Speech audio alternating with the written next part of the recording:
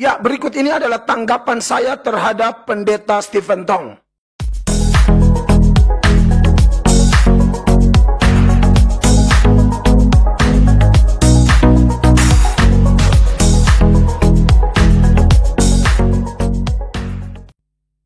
Shalom, saudara yang diberkati oleh Tuhan Yesus. Bagaimana kabar saudara?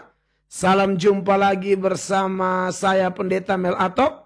Dalam pertolongan Roh Kudus, dalam kasih Tuhan yang luar biasa, saya mengucap syukur bahwa ada kesempatan yang baik bagi saya untuk terus berbagi berkat kepada saudara-saudara sekalian.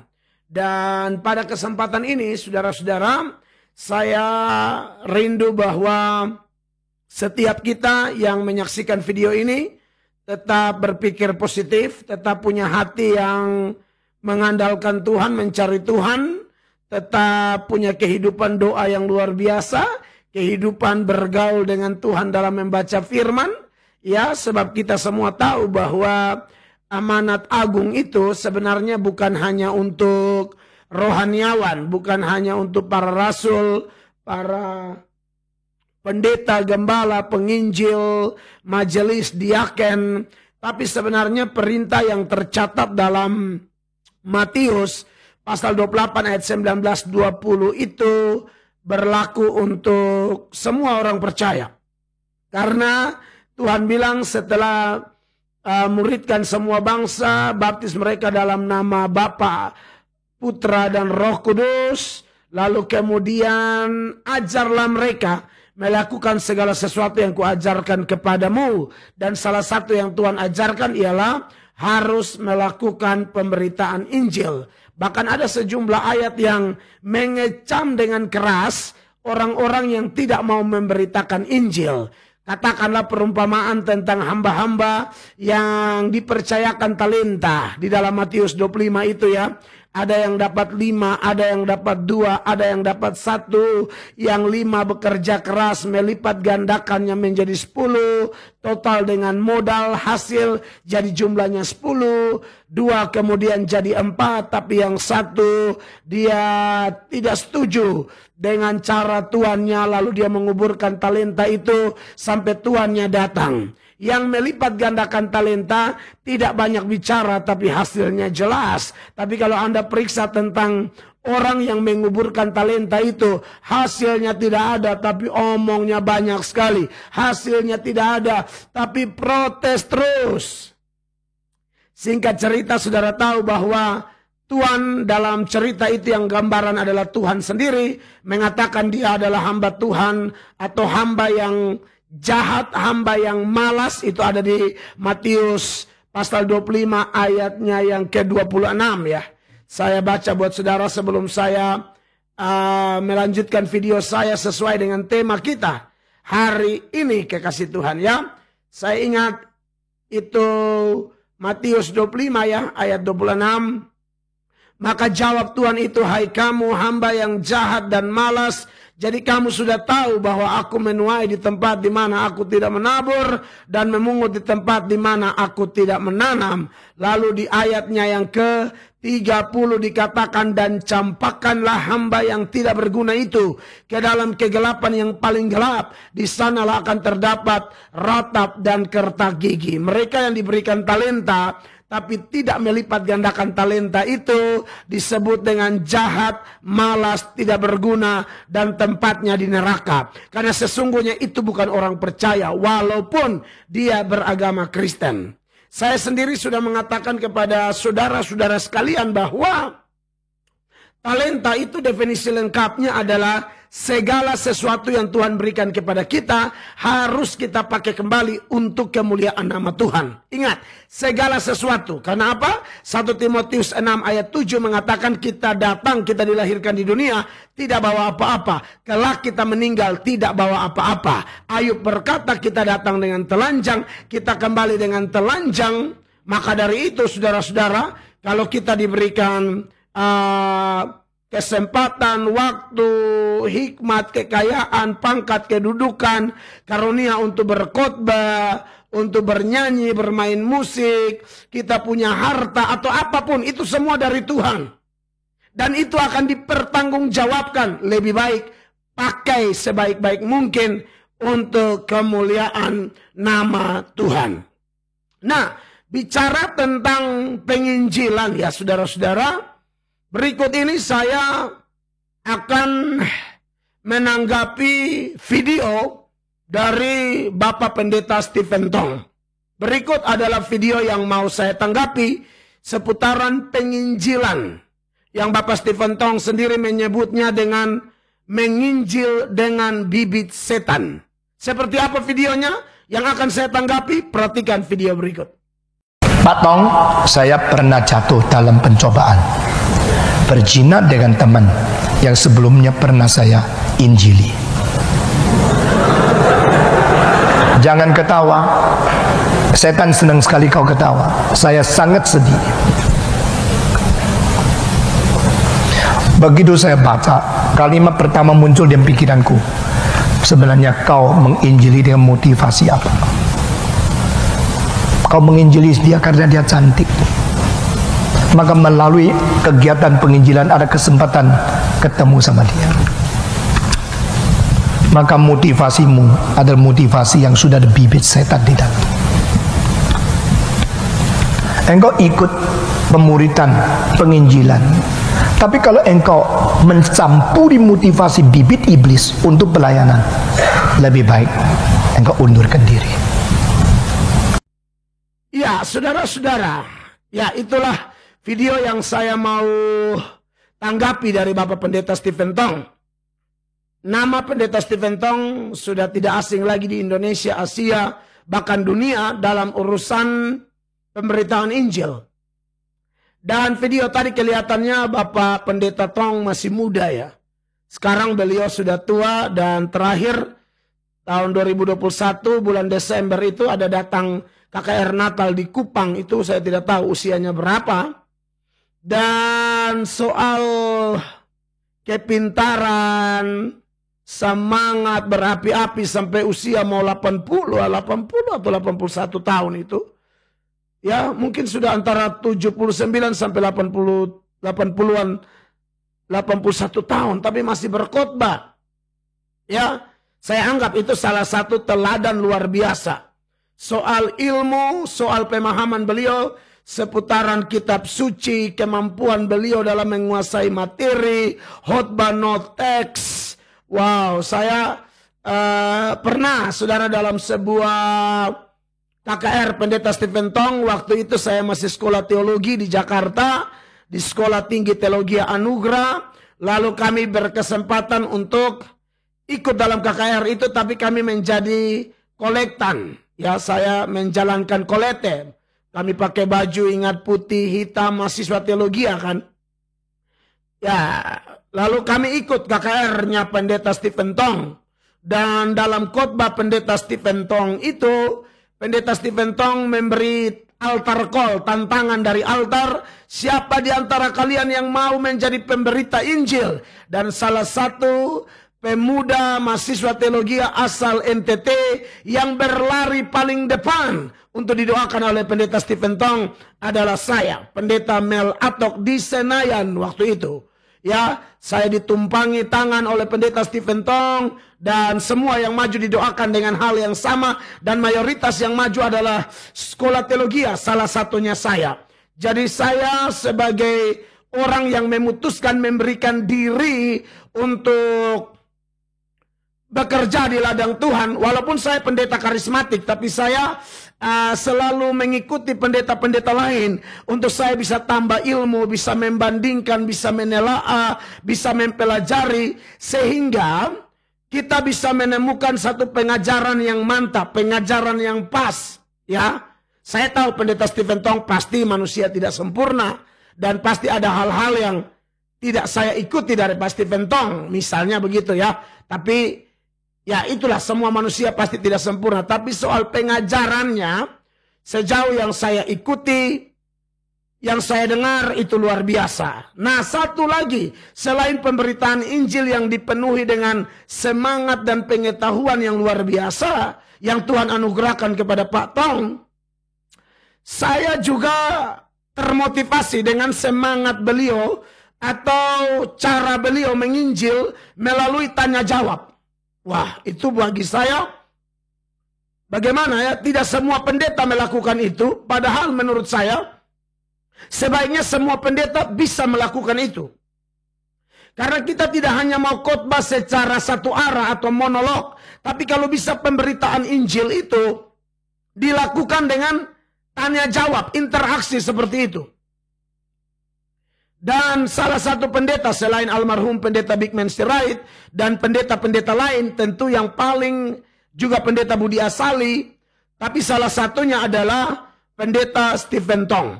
Ya, itu langsung tanya jawab. Saya pernah ikuti itu soalnya. Nah, kebiasaan beliau ini sudah berlangsung lama, termasuk video yang saya mau tanggapi tadi. Menarik bahwa video tadi ada sebuah kasus yang bagi saya ini, semua kita, apalagi saya pendeta, semua teman-teman penginjil, hamba-hamba Tuhan, orang Kristen, saya pikir ini perlu kita perhatikan.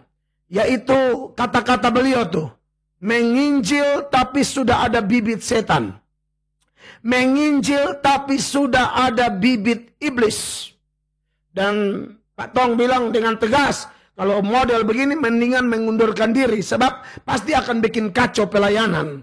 Ya, nah menarik bahwa dalam pertanyaan tadi ada orang yang berzina dengan orang yang dia injili. Lalu pada waktu pertanyaan dibaca orang ketawa dan saya diberkati dengan cara pendeta Stephen Tong menegur orang-orang yang tertawa itu. Dia berkata, jangan tertawa. Kau tertawa, setan senang karena engkau tertawa. Tapi saya sedih. Wow. Saya jujur, saya diberkati loh. Saya tahu persoalan percabulan, persinahan, ya, ini tidak ada yang kebal. Dan setan sedang bekerja menjatuhkan para pendeta, para penginjil, para pekerja-pekerja atau pengerja-pengerja di gereja, aktivis-aktivis di gereja. Sebisa mungkin mereka ditipu, lalu mereka jatuh ke dalam berbagai dosa, dan dosa yang paling mengerikan adalah dosa persinahan atau percabulan. Ya, saya akan lebih menanggapi lebih banyak sekaligus mengingatkan semua saudara, orang percaya, khususnya hamba-hamba Tuhan, para pendeta, penginjil yang mengikuti video ini. Periksa diri kita. Apa yang dikatakan oleh Pak Tong itu, bagi saya waktu saya dapat video pendek ini, saya berpikir saudara-saudara, saya merenung beberapa hari, saya sudah menemukan video ini mungkin 2 atau 3 minggu yang lalu. Saya terngiang-ngiang dengan video ini karena kesibukan pelayanan, saya belum tahu saya mau tanggapi seperti apa. Ya, saya bergumul, saya berdoa dulu, baru saya bikin tanggapan ini. Dan bagi saya ini peringatan keras.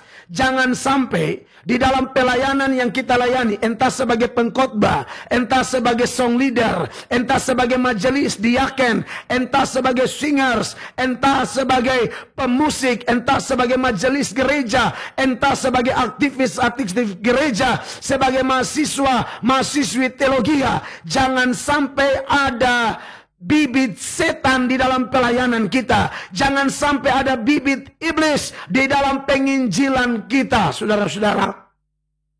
Kasus seperti yang diangkat oleh penanya dan kemudian diresponi atau dijawab oleh Pak Tong itu adalah kasus yang sudah sering kita lihat, sudah sering kita dengar, di mana pendetanya bisa jatuh gara-gara seorang yang dilayani adalah seorang lawan jenis, seorang perempuan yang cantik, putih, seksi, wangi. Maka konsentrasinya mulai kacau, mulai gagal fokus. Pelayanan bukan lagi memberitakan Injil demi keselamatan jiwa orang. Pemberitaan Injil bukan lagi demi perubahan seseorang, bukan memberi solusi yang alkitabiah, tapi ada udang di balik batu, ada maksud-maksud jahat yang Pak Tong menyebutnya dengan benih-benih iblis, benih-benih setan, karena melihat cantiknya, bodinya, parasnya. Lalu kita yang rohani, yang tahu banyak ayat, tahu cara konseling, tahu cara mendoakan, mulai masuk dengan benih setan itu. Dan ujung-ujung jatuh dalam persinahan, jatuh dalam perselingkuhan, jatuh di dalam dosa-dosa yang najis. Tapi anehnya, yang saya sayangkan saudara-saudara, ada banyak orang sudah jatuh seperti itu, bukannya mengaku dan bertobat. Sudah jatuh seperti itu, bukannya taat kepada disiplin gereja di mana dia bernaung.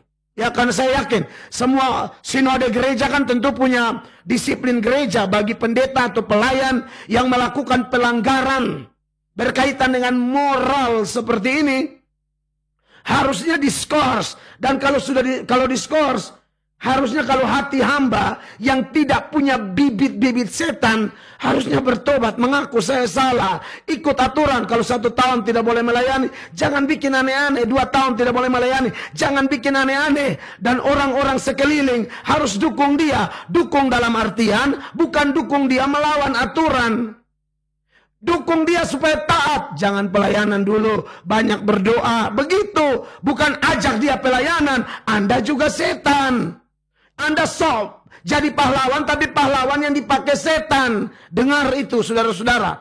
Anda jangan melawan aturan. Sinode-sinode yang ada adalah perpanjangan tangan Tuhan. Seturut tata gereja yang sumbernya dari Alkitab, mereka bikin aturan main seperti itu. Masa skorsing, disiplin, bahkan pemecatan sekalipun.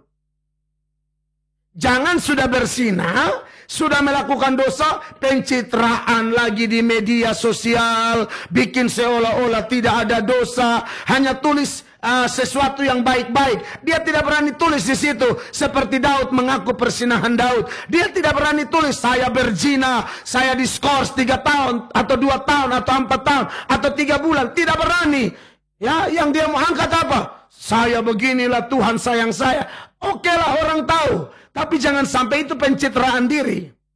Makanya saya lihat Pak Tong tegas sekali. Ada orang model begini, mendingan kau mengundurkan diri. Jangan jadi pendeta lagi. Kalau kerjamu cuma pencitraan diri. Jangan jadi pendeta kalau engkau tidak taat kepada sinodemu. Berhenti saja. Wow, saya waktu lihat ini, saya pikir benar. Bahkan saya bilang, kalau saya model begitu, saya berhenti jadi pendeta. Saya berhenti. Saya berhenti. Kalau saya tentu tidak mau begitu. Tapi kalau saya jadi begitu, berhenti jadi pendeta. Tetap jadi Kristen, percaya Yesus, tapi nggak usah naik mimbar lagi. Mau khotbah, mau pimpin gereja. Lu mau pimpin apa dengan dosa perzinahan yang tidak diakui seperti itu? Kita harus teladani Daud, mengaku dosa, ya, bertobat dan berusaha untuk tidak jatuh di lubang yang sama. Saudara-saudara, tidak ada jalan lain selain mengaku dan taat kembali kepada aturan. Disiplin gereja itu sangat penting. Saya tidak tahu saudara gereja di mana, tapi saya kalau lihat, kasihan ya. Ada pendeta-pendeta sok mau jadi preman. Pendeta-pendeta mau kasih tunjuk nakalnya. Waduh, saya pikir ini tidak dibenarkan. Makanya saya bersyukur buat organisasi gereja kami. Gereja Sidang Jemaat Allah Indonesia. Sangat keras masalah itu. Dan saya bersyukur ada di organisasi seperti ini. Supaya pendeta-pendeta tahu diri bahwa kita hamba. Bukan bos. Kita bukan tuan atau nyonya. Kita nih dulos. Kita nih budak Kristus. Ya, jadi saya bertolak dari jawaban Pak Tong yang sangat memberkati. Yang sangat menguatkan. Karena saya yakin. Cari orang apa ya. Cari orang pintar nih banyak. Cari orang jago khotbah banyak. Cari orang pintar ngomong banyak. Cari orang jago bahasa Yunani, bahasa Ibrani banyak. Cari orang jago main musik banyak. Cari orang jago apa ya, menyanyi banyak. Tapi cari orang yang jujur, setia, mau mengaku dosa, mau taat aturan, itu susah. Ya, sebab kalau kita tidak jujur, kita tidak taat aturan, tapi tetap mau pelayanan, menurut saya apa yang Pak Tong katakan itu harus dipikirkan. Kau melayani dengan bibit-bibit setan. Karena setan itu tidak mau orang jujur. Setan itu tidak mau orang taat aturan. Setan itu mau ciptakan pemberontak-pemberontak yang so hebat. Jadi sebagai hamba Tuhan Yesus Kristus, saya pikir ini harus direnungkan oleh semua pendeta. Kita sudahlah, Pak Tong mungkin beda organisasi sama kita, tapi apa yang beliau sampaikan itu, siapa yang berani bantah bahwa itu salah, itu mutlak benar. Bahkan kalimat terakhir beliau yang mengatakan mengundurkan diri, sebenarnya itu pukulan keras. Heran, pendeta mau hidup dari persembahan umat, digaji oleh organisasi, digaji oleh jemaat, tapi bisa-bisanya menipu, berzina, melayani dengan benih-benih iblis. Ada lagi yang mau melayani, tidak mau ikut aturan organisasi. Organisasi sudah atur, gereja itu tidak boleh nama pribadi. Gereja itu harus nama organisasi. Tapi pendeta-pendeta benih-benih iblis ini mau ambil semua bagi pribadinya. Tidak mau taat organisasi. Ya, beda kasus kalau memang ada kemudahan di organisasi tersebut atau sinode tersebut yang memperbolehkan milik pribadi. Tapi sejauh saya tahu kebanyakan gereja termasuk gereja kami tidak bisa milik pribadi. Tidak bisa. Harus atas nama gereja. Organisasi, sinode. Itulah benih-benih iblis. Hanya mau cari uang, hanya mau cari seks, hanya mau cari nama besar, hanya mau cari popularitas, hanya mau cari aman. Pengecut. Jadi saudara yang mau bela pendeta-pendeta begitu, bela saja. Tapi bela dukung dia. Bapak jangan khotbah dulu, jangan jalan-jalan. Tak usah posting pencitraan. Bapak banyak berdoa aja. Ya, sudah bersinah begitu setia sama istri anak. Tak usah bikin kayak gila-gila. Sosok hebat, jangan. Saya suka sekali dengan video dari Pak Pendeta Stephen Tong ini. Ya, jadi sebagai hamba Tuhan Yesus Kristus, kita semua tidak sempurna, tapi kita saling mengingatkan, saling mendoakan. Saya baru selesai berdoa, baru saya bikin video ini. Karena kami punya komitmen berdoa setiap hari. Jemaat 30 menit, pendeta 1 jam. Seharusnya bisa lebih, itu jauh lebih baik. Karena disitulah kekuatan kita. Dan juga kalau sudah banyak berdoa, harus banyak melayani. Jangan pergi. Jangan seperti yang saya khotbah hari Minggu kemarin, saya bilang banyak kali perbuatan kita bertentangan dengan doa kita. Doa kita misalnya kutip doa Bapa kami yang terdapat dalam Matius pasal 6 ayat 13. Dan janganlah membawa kami ke dalam pencobaan, tetapi lepaskanlah kami daripada yang jahat. Tapi seringkali kita sebagai orang Kristen, baik pendeta atau jemaat atau para pelayan, doanya bilang jangan bawa kami ke dalam pencobaan. Tapi prakteknya justru mencari-cari pencobaan. Ini cari hal, dia punya nama. Ini cari masalah. Kalau sudah doa, janganlah membawa kami ke dalam pencobaan, tapi lepaskanlah kami daripada yang jahat. Maka langkah kaki kita, mata kita, hidup kita hati-hati. Jangan sembarang. Ya, mungkin hanya itu yang bisa saya sampaikan. Bagi saya, jawaban Pendeta Stephen Tong tadi dengan ketegasan melarang orang ketawa. Itu dosa jahat sekali, jangan ketawa-ketawa. Setan nanti apa? Kita harus bertobat. Saya pernah khotbah persinahan, lalu ada orang ketawa. Lalu saya bilang, hei, kalau kau pelaku jangan ketawa ya. Ternyata ada pelaku di situ, dia sedang selingkuh. Mulai itu dia bertobat. Dan dia melayani Tuhan bersama saya hari ini. Saya tidak mau sebut nama, ini pribadi. Tapi kesaksian itu nyata. Kalau orang itu nonton, dia akan amin. Saya lagi khotbah persinahan, mereka ketawa. Saya bilang, jangan ketawa. Kamu pelaku, apalagi pelaku, kau ketawa, bertobat kau. Maka bertobatlah. Bertobat benar-benar putus hubungan dengan selingkuhan yang adalah pasangan orang. Bertobat, akhirnya melayani bersama saya. Melayani Tuhan sama-sama. Kiranya video ini memberkati Anda, viralkan video ini. Supaya kita semua, pendeta, pelayan, pemusik, song leader, singers, pemuji-pemuji rohani, semua aktivis gereja, pengerja gereja orang Kristen, hidup dalam kekudusan. Saya Pendeta Mel Atok, kiranya video ini bermanfaat, sebarkan. God bless you all.